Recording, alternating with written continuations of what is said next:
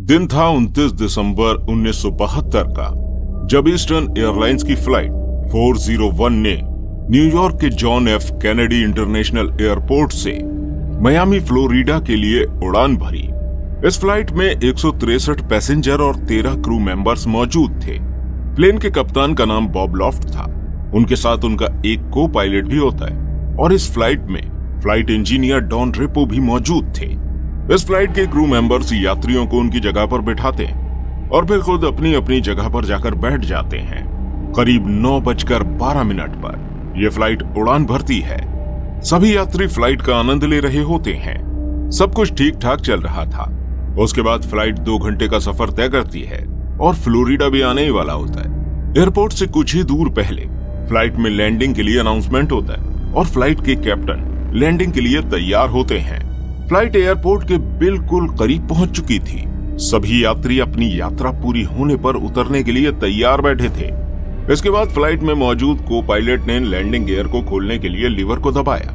इस लीवर की हेल्प से ही एरोप्लेन में लैंडिंग गियर को खोला जाता है। जब ये लैंडिंग गियर खुलता है तो पायलट के सामने जो स्क्रीन मौजूद होती है उस पर एक ग्रीन कलर की लाइट जलने लगती है। लेकिन जब इस फ्लाइट में को पायलट ने लैंडिंग गियर को खोलने के लिए लीवर को नीचे किया तो ये ग्रीन लाइट का इंडिकेटर नहीं चला। ये देखकर को पायलट बहुत ज्यादा डर गया और उसने इस बारे में प्लेन के कैप्टन को बताया। उन्होंने वापस से इस लीवर को ऊपर नीचे करके देखा।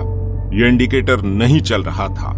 इस इंडिकेटर के न चलने का मतलब था कि सामने का लैंडिंग गियर नहीं खुला है, जिसकी हेल्प से लैंडिंग कराई जाती है। एयरपोर्ट आने वाला था, इसलिए एरोप्लेन बिल्कुल नीचे आ गया था क्योंकि कैप्टन को लैंडिंग करवानी थी। जब इस बारे में एयरपोर्ट यूनिट को पता लगा तो उन्होंने कप्तान से कहा कि वो एरोप्लेन को 2000 फीट ऊंचाई पर ले जाए, जिससे इस दुविधा को जानने का थोड़ा वक्त मिल सके।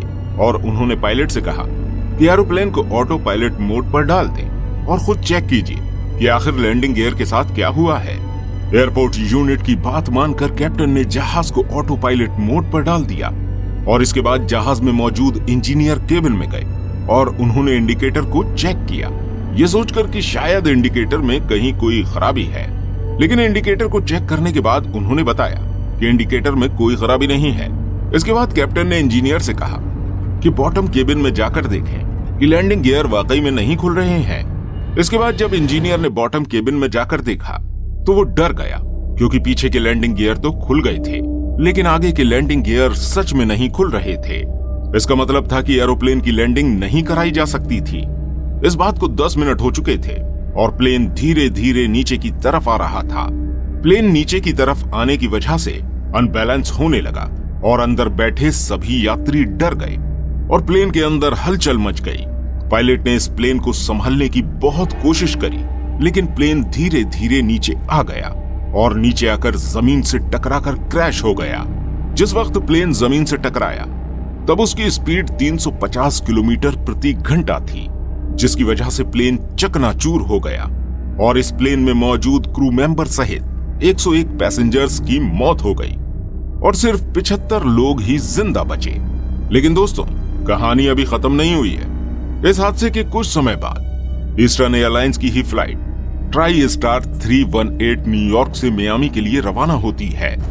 इस फ्लाइट में मौजूद एक एयर होस्टेस जिसका नाम मैरी था, वो जब फूड स्टोर की तरफ जाती है और अवन में से कुछ निकालने के लिए अवन को खोलती है तो उसके सामने एक चेहरा आ जाता है। इस चेहरे की आंखें हिल रही होती हैं। ये देखकर मैरी डर जाती है और किसी को बुलाना चाहती है, लेकिन उसकी आवाज डर की वजह से बाहर नहीं निकल पाती। इसके बाद जब मैरी दोबारा से अवन की तरफ हाथ बढ़ाती है तो उसे वही चेहरा कुछ कहते हुए दिखाई देता है, लेकिन इस बार वो चेहरा मैरी से कुछ कहने की कोशिश कर रहा था, लेकिन मैरी अपने डर के आगे कुछ न सुन सकी। इसके बारे में वो फ्लाइट इंजीनियर को बताती है और फ्लाइट इंजीनियर मैरी के साथ फूड स्टोर में जाता है तो उस फ्लाइट इंजीनियर को भी वही डरावना चेहरा दिखाई देता है और इस बार उस चेहरे से आवाज आती है जो ये कहता है कि कुछ ही देर में इस फ्लाइट में आग लगने वाली है। मैरी तो चेहरे को नहीं पहचान पाती, लेकिन फ्लाइट इंजीनियर उस चेहरे को पहचान चुका था।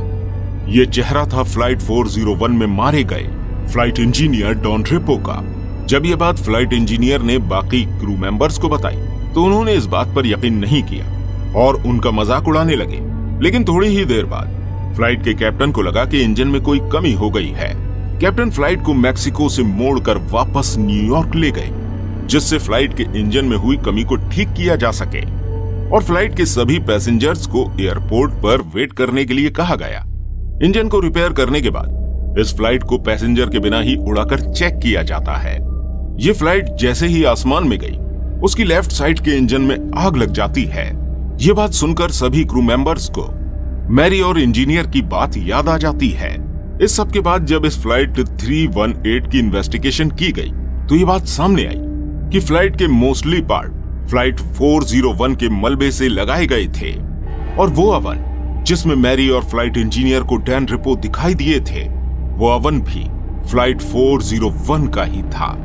इस घटना के बाद इस फ्लाइट को द घोस्ट फ्लाइट 401 के नाम से जाना जाने लगा।